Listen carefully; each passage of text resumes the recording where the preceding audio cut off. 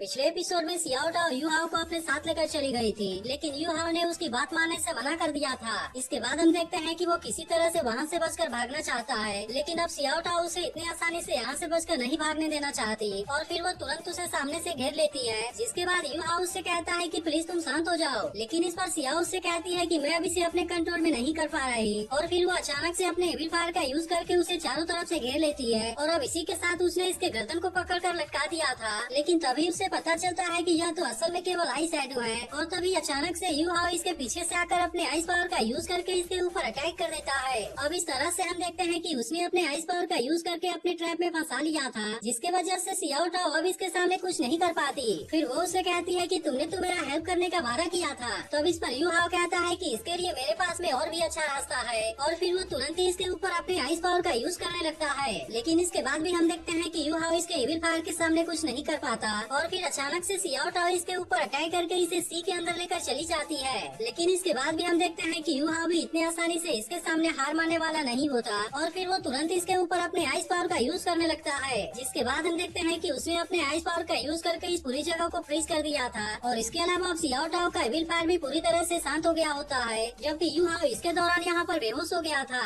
अब इसके कुछ देर के बाद हम देखते हैं कि यू हाओ भी होश में आ जाता है, जहाँ पर वो देखता है कि सियाओ टाओ उसके साथ में प्रैक्टिस कर रही है। लेकिन इस पर सियाओ टाओ उससे कहती है कि तुम इसके बारे में ज्यादा दिमाग लगाना बंद करो और केवल तुम अपने सोल पावर को रन करो। तभी बिंग उसे बताती है कि तुम्हारी सोल पावर पूरी तरह से खत्म हो गई थी और इसके वजह से तुम कुछ देर के लिए कोमा में चले गए थे, इसीलिए फिर सियाओ टाओ ने तुम्हें 10,000 साल वाले वेलकम को खिलाया, जिसके बाद से अब तुम्हारी सोल पावर रिकवर हो गई है। लेकिन तभी टियानमिंग भी उससे कहने लगता है कि यू हाओ यह तो तुम्हारे लिए बहुत ही अच्छा हो गया, क्योंकि इसके वजह से तुम्हारे सोलिंग भी पहले से काफी इम्प्रूव हो गए हैं और इस तरह से तुम्हारे सोलिंग की पावर 2200 पहुँच गई है। जिसके बाद हम देखते हैं कि इसके बारे में जानकर यू हाओ भी इस बात से काफी खुश हो गया था और फिर कहने लगता है कि मेरी सोल पावर तो आधे लेवल से ज्यादा इंक्रीज हो गई है और इसीलिए मुझे ऐसा लगता है कि मैं लेवल 27 से ज्यादा दूर नहीं हूँ। तभी सियाओ टाओ कहने लगती है कि मेरे फिनिक्स फ्लेम में से एविल फायर पूरी तरह से सप्रेस हो गया है और इसे देख ऐसा लगता है कि अब इसके अंदर कोई भी एविल फायर नहीं है। लेकिन तभी वांग भी यहाँ पर गुस्से में आकर उससे कहता है कि क्या तुम ठीक हो। तब इस पर यू हाओ से कहता है कि प्लीज तुम इसके बारे में कोई भी गलत मत सोचो, क्योंकि जैसा तुम्हें लग रहा है वैसा यहाँ पर कुछ नहीं हुआ है। इसके बाद वो उसे कहता है कि हमें बचाने के दौरान उसके एविल फायर कंट्रोल से बाहर हो गई थी और इसीलिए मैं तो उसके एविल फायर को सप्रेस करने में उसकी मदद कर रहा हूँ। लेकिन इसके बाद भी वह गुस्से में उससे कहता है कि मैंने सब कुछ देख लिया है और फिर उससे कहता है कि टीचर जावा ने हमें कुछ बताने के लिए बुलाया है। इसके बाद अगले सीन में हम देखते हैं कि वे सभी टीचर जावा के पास में आ गए थे, जहाँ पर वो इनको बताती है कि कल तुम्हारा एक बहुत ही यूनिक गेम होगा, जिसे कराने के लिए हाइसेन पवेलियन के मिस्टर सुवान खुद वहाँ पर आएंगे। इसीलिए मैं चाहती हूँ कि तुम सभी अपने 100% के पावर का यूज करना। इसी के साथ वो इनसे कहती है कि इस कंपटीशन में केवल आउटर कोर्टयार्ड के कोर डिसाइपल पार्टिसिपेट कर सकते हैं, जिसके वजह से इसमें केवल 27 लोग ही पार्टिसिपेट करेंगे और फिर इस तरह से उसमें बेस्ट 7 लोगों को चूज किया जाएगा। इसके बाद वो इनसे कहती है कि सेकंड ग्रेड में हमारा क्लास 1 सबसे स्ट्रॉन्ग है, इसीलिए मैं चाहती हूँ कि तुम में से कोई ना कोई टॉप 7 में जरूर आए। जिसके बाद हम देखते हैं कि इसके बारे में सुनकर वे सभी भी इसके लिए रेडी हो गए होते हैं। इसके बाद अगले सीन में हम देखते हैं कि वांग और यू हाओ अपने रूम पर आ गए थे, जहाँ पर वांग कहता है कि टीचर जावा ने हमसे कहा कि हमें टॉप 7 में आना है, लेकिन असल में हम तो अभी केवल सेकंड ग्रेड में है, जिसकी वजह से हमें तो वहाँ पर बहुत सारे सीनियर के साथ में फाइट करना पड़ेगा। लेकिन इसके बारे में सुनकर यू हाओ कहता है कि अपर ग्रेड के सीनियर केवल हमारे ओपोनेंट नहीं है, बल्कि ऐसा भी हो सकता है कि वे हमारे पार्टनर हो। तब इसके बारे में सुनकर वांग खुश होते हुए कहता है कि क्या हम अपने सीनियर के साथ में टीम भी बना सकते हैं। जिसके बाद यू हाओ से कहता है कि भले ही तुम्हें लगता है कि तुम वहाँ पर जूनियर हो, लेकिन अगर तुमने वहाँ पर उनके साथ में अपना टीम बना लिया तो फिर इस तरह से तुम्हारे जीतने का चांस बढ़ जाएगा। जिसके बाद हम देखते हैं कि इसके बारे में सुनकर वांग भी इसके लिए रेडी हो गया होता है और फिर वो यू हाओ से कहता है कि तुम इस सोल बोन को मेरे साथ में फ्यूज करने में मेरी मदद करो। इसके बाद अगले सीन में हम देखते हैं कि आउटर कोर्टयार्ड के सभी कोर डिसाइपल्स को इकट्ठा होने के लिए बोला जाता है, जिसके बारे में सुनकर आउटर कोर्टयार्ड के सभी डिसाइपल्स वहाँ पर एक साथ में जाने लगे थे। लेकिन इसी के साथ हम देखते हैं कि यल्दी अभी भी टीचर जावा से काफी गुस्सा होती है। तभी इसी बीच हम देखते हैं कि वांग गुआबिन के ऊपर गुस्सा होता है, लेकिन यू हाओ उसे कुछ भी करने से रोक देता है। इसके बाद हम देखते हैं कि यू हाओ वांग और सियाओ के साथ में बताए हुए लोकेशन पर आ गया था, लेकिन तभी इसी बीच हम देखते हैं कि वे भी यहाँ पर आ जाता है, जिसे देखते ही सियाओ कहती है कि सीनियर भी यहाँ पर आ गए। लेकिन इसी के साथ हम देखते हैं कि मिस्टर फैन भी काइतो के साथ में यहाँ पर आ गया था और अब काइतो को देखते ही यू हाओ भी काफी एक्साइटेड हो जाता है। अब इस तरह से हम देखते हैं कि आउटर कोर्टयार्ड के सभी कोर डिसाइपल्स यहाँ पर आ गए थे। अब इसके कुछ देर के बाद हम देखते हैं कि मास्टर सोल ब्रांच और सोल गाइड ब्रांच दोनों के डीन यहाँ पर आ गए थे और इसके अलावा मिस्टर सुवान भी यहाँ पर आ गए होते हैं। तब इसे देख वांग कहता है कि यह तो वही अजीब आदमी है जो कि फ्रेशमैन असेसमेंट के दौरान वहाँ पर मौजूद था। इसके बाद मिस्टर सुआन इनसे कहता है कि आज यहाँ पर तुम्हारा जो असेसमेंट होने वाला है उसे असल में कलेक्टिव ब्राwl के नाम से जाना जाता है। इसी के साथ वो इनसे कहते हैं कि तुम यहाँ पर किसी भी तरह से फाइट कर सकते हो और इसके अलावा यहाँ पर तुम अपने 100% के पावर का भी यूज कर सकते हो, क्योंकि इसके बारे में यहाँ पर कोई भी रूल नहीं है। लेकिन आखिरकार तुम में से केवल 7 लोगों को ही इसमें से सिलेक्ट किया जाएगा और इस तरह से वे लोग इसके विनर बनेंगे। इसके बाद हम देखते हैं कि वो यहाँ के मैच को तुरंत ही शुरू करने का ऑर्डर दे देते हैं, जिसकी वजह से अब देखते ही देखते अब पूरी जगह चेंज होने लगती है। तभी इसी बीच हम देखते हैं कि वो फ्लाई करके यू हाव के पास में जाने की कोशिश करता है, लेकिन वो यहाँ पर लगे हुए बैरियर की वजह से कुछ नहीं कर पाता। अब इस तरह से हम देखते हैं कि वे सभी यहाँ के मेज के अंदर कैद हो गए थे और इसके अलावा वे सभी एक दूसरे से अलग भी हो गए होते हैं। इसके बाद मिस्टर सुआन कहने लगते हैं कि अब यहाँ पर एक बहुत बड़े फाइट की शुरुआत होने वाली है, क्योंकि जैसे जैसे यह मैच ओपन होता जाएगा वैसे वैसे इन सभी को अलग अलग एरिया असाइन हो जाएंगे, जिसके वजह से उनको वहाँ पर अपने रैंडम ओपोनेंट का सामना करना पड़ेगा। लेकिन इसी के साथ हमें पता चलता है कि यह मैच बाहर से अंदर की तरफ सिकुड़ता भी जाएगा और इसीलिए 1 घंटे के बाद केवल यहाँ का सेंट्रल एरिया ही बचेगा। वहीं दूसरी तरफ हम देखते हैं कि इसी तरह से यू हाव एक जगह पर फंस गया होता है, जहाँ पर अब उसका हुआ भी और उसके साथ वाली लड़की का उससे सामना होने वाला था और अब इसीलिए वो भी इनका सामना करने के लिए पूरी तरह से रेडी हो जाता है। इसके बाद हम देखते हैं कि हुआ भी और वो लड़की तुरंत इसके ऊपर अटैक करना शुरू कर देते हैं, लेकिन फिर भी यू हाव इनके अटैक से खुद को किसी तरह से बचा लेता है। मगर उसे समझ में आ गया था कि वो इस तरह से यहाँ पर अकेले उनका सामना नहीं कर पाएगा। जिसके बाद हम देखते हैं कि वो तुरंत अपने लेवल 2 वाले सोल थ्रस्टर का यूज करता है और अब इस तरह से वो यहाँ से बचकर भागने लगता है। लेकिन यह देखते ही हुआ भी और वो लड़की भी तुरंत उसका पीछा करना शुरू कर देते हैं, क्योंकि वे इतनी आसानी से यू हाव को वहाँ से बचकर नहीं जाने देना चाहते थे।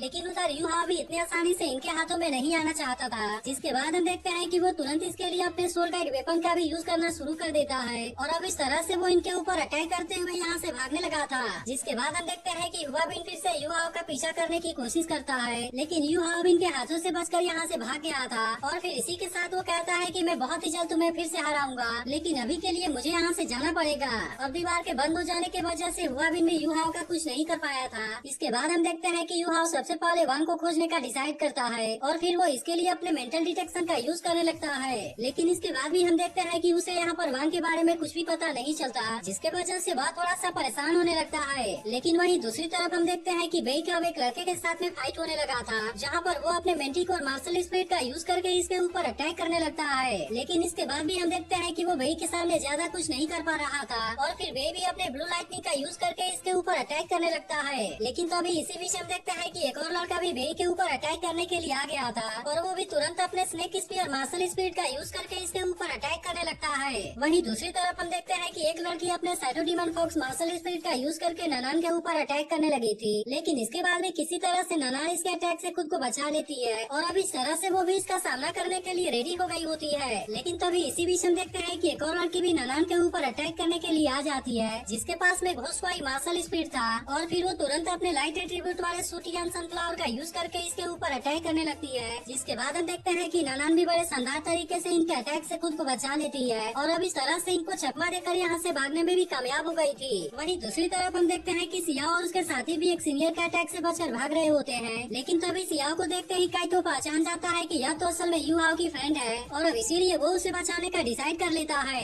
वहीं दूसरी तरफ हम देखते हैं कि सियाओ भी अपने पकौड़ा का यूज करके इनके अटैक से खुद को बचा रही होती है, लेकिन तभी इसी बीच काइतो भी अपने सोल गाइड वेपन का यूज करके अटैक कर देता है, जिसके वजह से अब इसमें से कोई भी उसके सामने कुछ नहीं कर पाता और इस तरह से इसमें सियाओ के साथी भी जख्मी हो जाते हैं। वहीं दूसरी तरफ हम देखते हैं कि अब इस बात से मास्टर चियान बहुत ज्यादा खुश हो गया था और फिर वो मास्टर यान से कहता है कि तुम्हारे ब्रांच के स्टूडेंट तो हमारे सामने कुछ नहीं है, लेकिन इसके बारे में सुनते ही मास्टर यान उससे कहता है कि तुम सभी केवल सोल गाइड वेपन के भरोसे हो, इसीलिए मुझे ऐसा लगता है कि फ्यूचर कल्टीवेशन में यह चीज किसी भी काम की नहीं होगी। जिसके बाद हम देखते हैं कि मास्टर चियान गुस्सा होकर यहाँ से चला जाता है। वहीं दूसरी तरफ हम देखते हैं कि काइतो अब सियाओ के सामने आ गया था और फिर उससे पूछता है कि तुम तो यू हाव की फ्रेंड हो ना, जिसके बारे में सुनकर सियाओ भी उससे हाँ कहती है और फिर वो इसे बताती है कि यू हाव तो इसका कैप्टन भी है। जिसके बाद काइतो उससे कहता है कि मैंने उन सभी को तुम्हारा पीछा करते हुए देखा और इसीलिए मैंने तुरंत उनके ऊपर अटैक कर दिया। लेकिन तभी सियाओ से कहती है कि वो अभी मेरे ही क्लास के हैं, जिस पर काइतो अब इसके बारे में कुछ नहीं बोल पाता।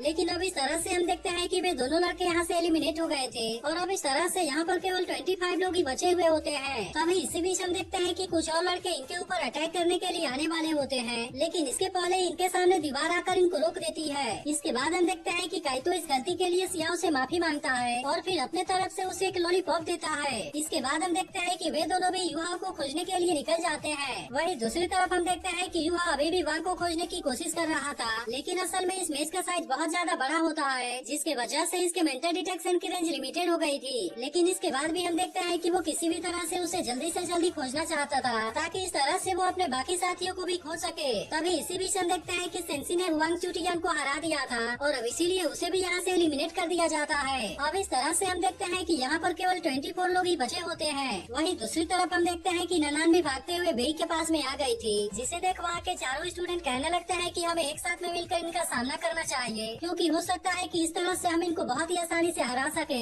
नहीं तो अगर हम एक दूसरे के साथ में फाइट करेंगे तो फिर कोई भी यहाँ पर नहीं जीत पाएगा। इसके बाद हम देखते हैं कि वे अपने अपने पावर का यूज करके बेई और ननान के ऊपर अटैक करने लगते हैं और अब इस तरह से इनके बीच में बहुत ही शानदार तरीके से फाइट होने लगती है। वहीं दूसरी तरफ हम देखते हैं कि ननान भी बड़े शानदार तरीके से उन दोनों लड़कियों को टक्कर दे रही थी और इसके अलावा वो इनके अटैक से भी खुद को बहुत ही शानदार तरीके से बचा रही होती है। लेकिन इसी के साथ हम देखते हैं कि उसने इनको अपने ट्रैप में बहुत ही आसानी से फंसा लिया था और फिर जैसे ही वहाँ की दीवार बंद होने वाली होती है वो तुरंत अपने टेलीपोर्टेशन का यूज करके वहाँ से बेई के पास में आ जाती है। अब इसके वजह से हम देखते हैं कि वे दोनों लड़कियाँ इसका कुछ भी नहीं कर पाती। लेकिन वहीं दूसरी तरफ हम देखते हैं कि ननाना बेई की मदद करने के लिए आ गई होती है, जिसके बाद वे दोनों एक साथ में मिलकर इनका सामना करने लगते हैं और अब इस तरह से नना ने इसमें से टेन को बहुत ही आसानी से हरा दिया था। अब इसके वजह से हम देखते हैं कि उसे भी यहाँ से एलिमिनेट कर दिया जाता है और अब इसीलिए यहाँ पर केवल 24 लोग ही बचे हुए होते हैं। लेकिन तभी इसी बीच हम देखते हैं कि एक लड़की मौका मिलते ही तुरंत वहाँ से बाहर आ जाती है और फिर वो तुरंत आकर बेई के ऊपर अटैक करने की कोशिश करती है। लेकिन इसे देखते ही ननान अपने इनविंसिबल गोल्डन बॉडी का यूज करके इसके अटैक को रोक लेती है और बेई फिर तुरंत अपने ब्लू लाइटनिंग का यूज करके इसके ऊपर अटैक कर देता है। लेकिन अब इसके वजह से हम देखते हैं कि वे इनके ऊपर और भी ज्यादा गुस्सा हो गए थे और वे तुरंत फिर से अपने और ज्यादा पावर का यूज करके इनके ऊपर अटैक करने लगते हैं। लेकिन यह देखते ही वे भी अपने थंडर फ्यूरी का यूज करके इनके ऊपर अटैक कर देता है, जिसके वजह से अब वे इनके सामने कुछ भी नहीं कर पाते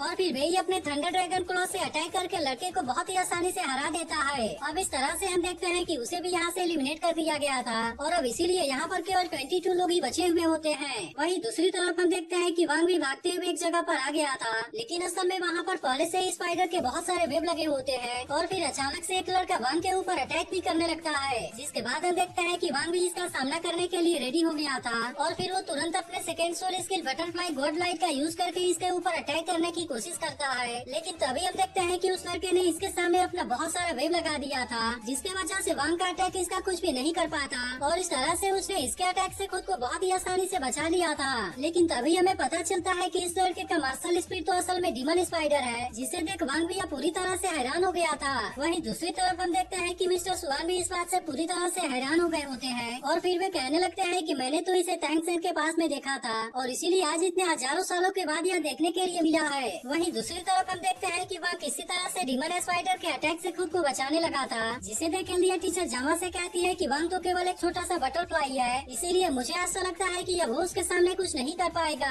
जिसके बाद हम देखते हैं कि टीचर जावा भी इसके बारे में कुछ नहीं कहती और फिर इसके बाद एपिसोड यहीं पर एंड हो जाता है।